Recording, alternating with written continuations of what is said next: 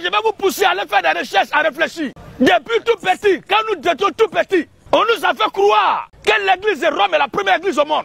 Et que cette église est bâtie sur les ossements de Simon-Pierre. Nous n'avons rien contre des idiots. Mais nous sommes à la quête perpétuelle de comprendre si ce que les gens profèrent, ils professent comme doctrine, comme idéologie, ont vraiment leur fondement dans la Bible, puisqu'ils disent qu'ils sont hommes de Dieu. Ils disent que l'église de Rome est la première église au monde. Et que cette église est bâtie sur les ossements de l'apôtre de Jésus, c'est Simon-Pierre. On l'a compris. Mais Simon-Pierre là, il priait dans quelle église quand il était apôtre de Jésus?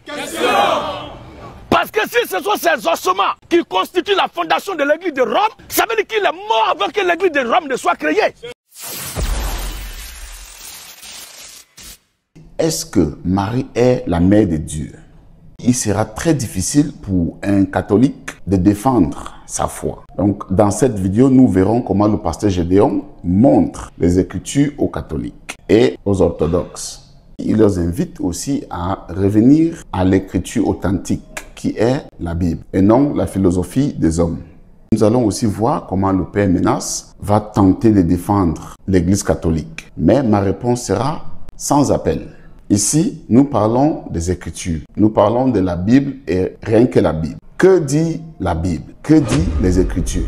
Maintenant, écoutons le Père Raoul qui cherche à défendre les statuts dans l'Église. Quand Dieu dit en Exode 20 à Moïse, tu ne feras aucune représentation, ni rien des choses qui sont dans les cieux, ni rien des choses qui sont sur la terre. Il ajoute, et tu ne te prosterneras pas devant elles pour leur rendre un culte. Ce que Dieu a proscrit, ce n'est pas qu'on ne fait pas de représentation. Mais ce que Dieu a proscrit, c'est quand une représentation est élevée à la stature de Dieu. Voilà ce que Dieu a proscrit. La preuve, en Exode le chapitre 25, Dieu dit, fais une représentation. Dieu ne peut pas dire, ne fais pas et fais. Dieu n'est pas oui et non dans le même registre. Donc ce que Dieu a proscrit, ce n'est pas la représentation.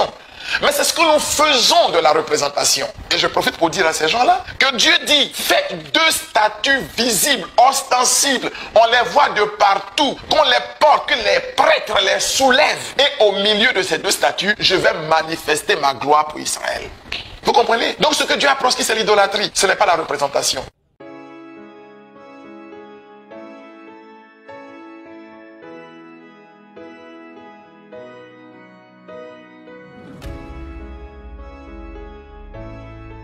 Catholic Church worshiping Mary. They make statues of Mary.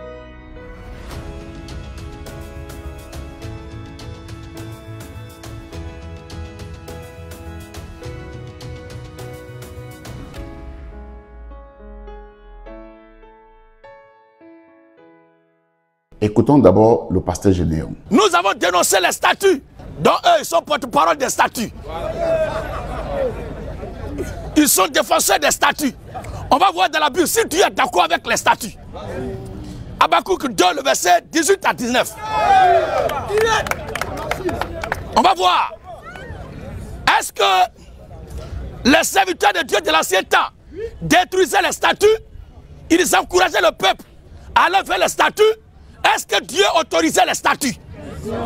Parce que si on est homme de Dieu, on doit prendre position pour Dieu. S'ils étaient hommes de Dieu, ils devaient servir Dieu. En prêchant la parole de Dieu. Voilà. Mais regardez ce que la parole de Dieu dit au sujet des statues, des amulettes, statues de Marie. Regardez bien. Habakkuk 2. Il est écrit. À partir du verset 18.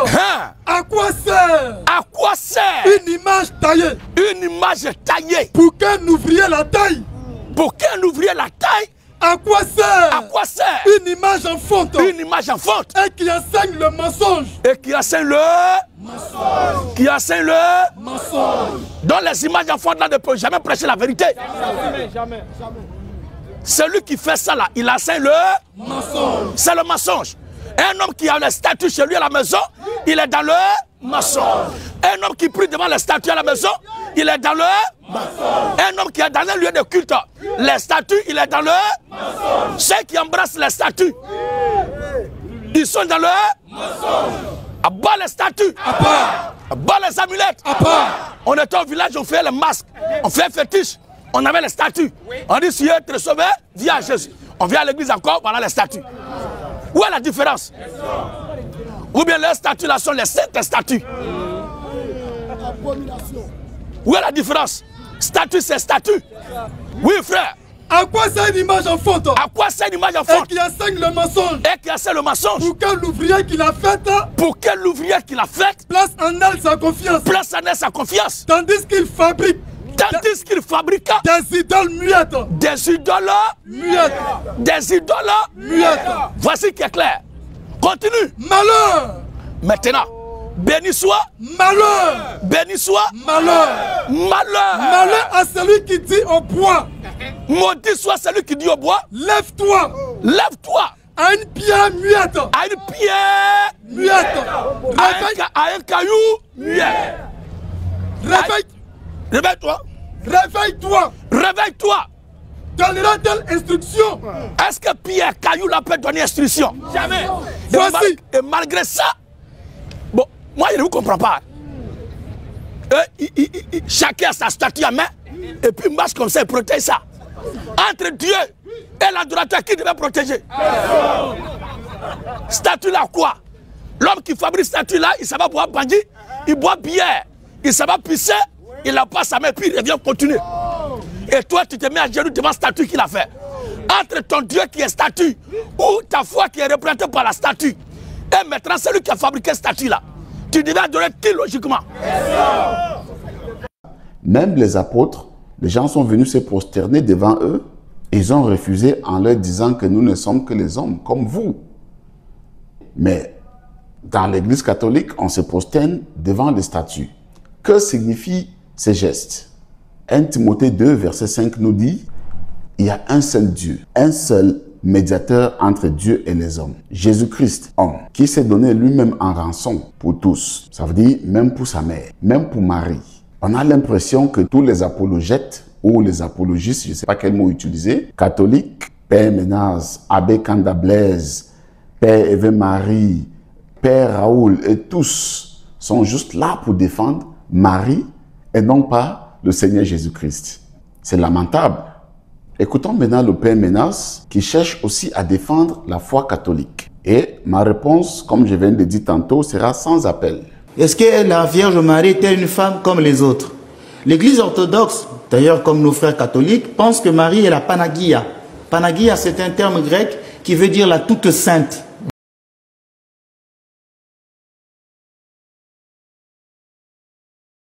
Mais il y a un terme beaucoup plus fort qu'il faut dire. Marie n'est pas que toute sainte, elle est immaculée.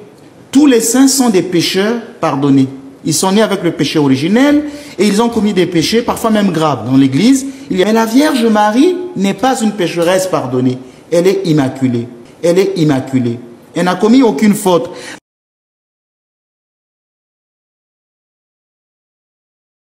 C'est pourquoi Marie, sa sainteté à elle est au-dessus des saints, mais aussi au-dessus des anges. Marie est vierge. On dit oui, on dit amen, c'est vrai. Mais comment elle est venue au monde? Est-ce qu'elle est venue au monde sans péché? Est-ce qu'elle a juste apparu au monde? Boum! Elle est venue par voie sexuelle, bien sûr. Elle a un père et une mère. Donc automatiquement, elle est pécheresse. Tout homme qui vient dans ce monde, automatiquement, est un pécheur.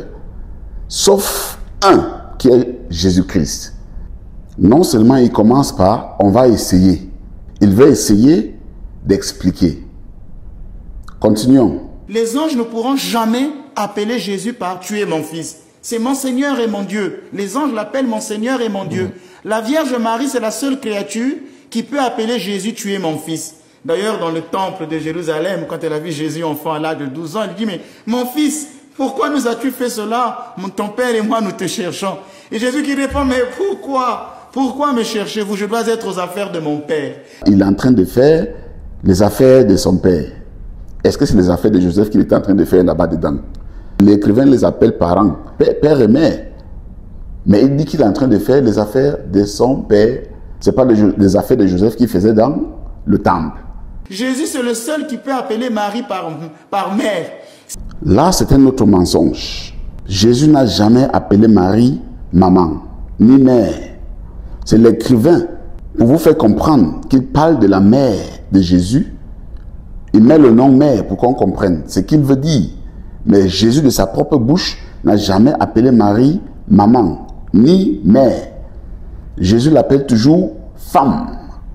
Ce n'est pas un manque de respect, mais c'est pour mettre la distance, c'est pour mettre la séparation. Au contraire, c'est un respect réciproque. Mais maman, jamais. J'appelle ma mère maman. Mais pourquoi le Seigneur Jésus n'a jamais appelé Marie maman? Là, c'est l'erreur numéro 3. Continuons. Alors, je vais ici vous expliquer un mystère de la révélation.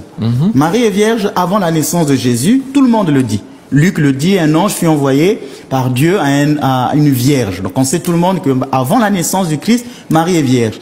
Mais la virginité de Marie ne s'arrête pas que là. Elle est vierge même pendant la naissance et elle est vierge après parce qu'elle n'a pas eu des enfants.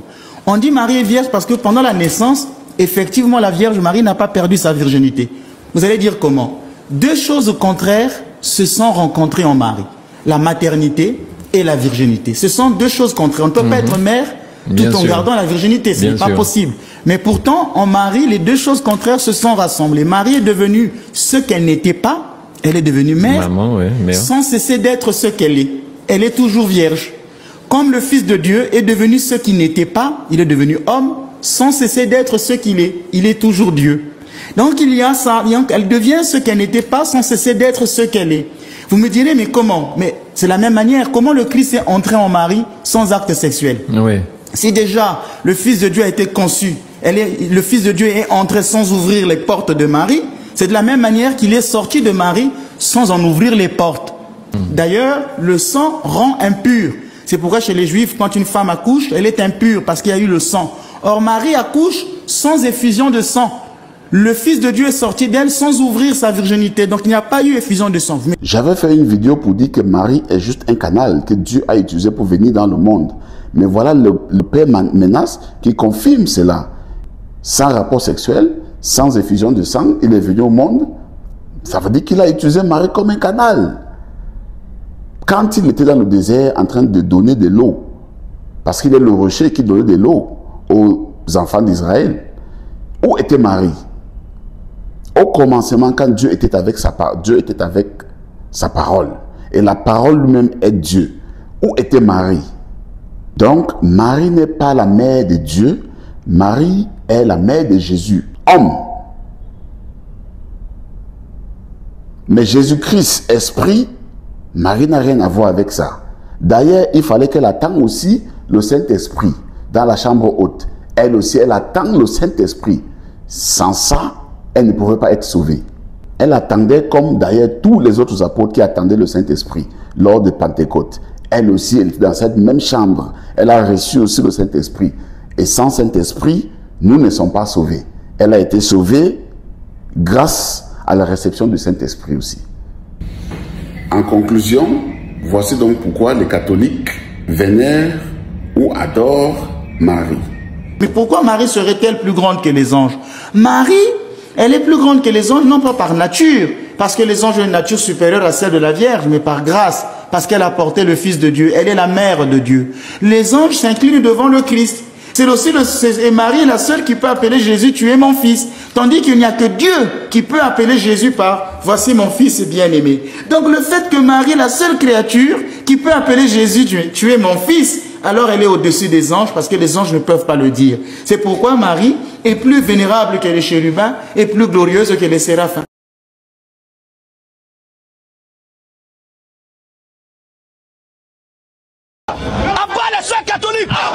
Voici des femmes qui disent qu'elles ont fait un peu de chasteté. Est-ce qu'elles comprennent ce qu'on appelle le fait de chasteté? La chasteté, là, c'est pour une femme qui est mariée. Ça dit l'abstinence sexuelle extra-conjugale. Vous ne savez pas ce qu'elles disent. Et il y a assez de prêtres qui font des enfants. Et ces enfants-là souffrent du manque de la paternité. Non, il ne faut pas qu'on dise aux gens qu'elle suit ton père. Abat le père fuyant. Un père doit assumer sa paternité. Il faut des enfants et puis ils se cachent. Mais qui vous a obligé de ne pas se vous marier? Je pense que chacun de nous, avant de faire un geste, va d'abord se rabattre dans la Bible pour savoir ce que dit la Bible. Que dit la Bible? C'est ça en conclusion. Nous allons faire comme des chrétiens bérins Est-ce que telle chose que nous faisons est écrite dans la Bible? Est-ce que c'est biblique? Est-ce que Dieu approuve? C'est ça le plus important. Quand vous achetez de l'eau, vous achetez du sel consacré, vous achetez beaucoup de choses dans l'église. Ça, c'est le commerce dans la maison du Seigneur. Si vous vous dites que c'est la maison du Seigneur, le commerce y est interdit. Parce que Jésus est entré dans le temple et il a chassé les marchands. Nous savons très bien que ça, c'est un message fort pour nous dire qu'il n'y a pas de commerce dans la maison du Seigneur. Donc, si un pasteur ou un prophète ou je ne sais qui dit qu'il est homme de Dieu et qu'il vous vend quelque chose, fuyez, fuyez, fuyez. Allez très loin de lui. Il est là pour faire de l'argent. C'est un commerçant. Il vous vend de l'eau, il vous vend l'huile, il vous vend quoi que ce soit. Alors que la Bible nous dit, nous avons reçu gratuitement, nous devons donner aussi gratuitement. C'est lui qui va placer la caméra devant vous, vous filmer avant de vous donner, vous faire les dons. C'est un faux. Fuyez, fuyez très loin de lui. Il fait le show. C'est pour récolter beaucoup plus d'argent. Merci, shalom à tous et à la prochaine vidéo.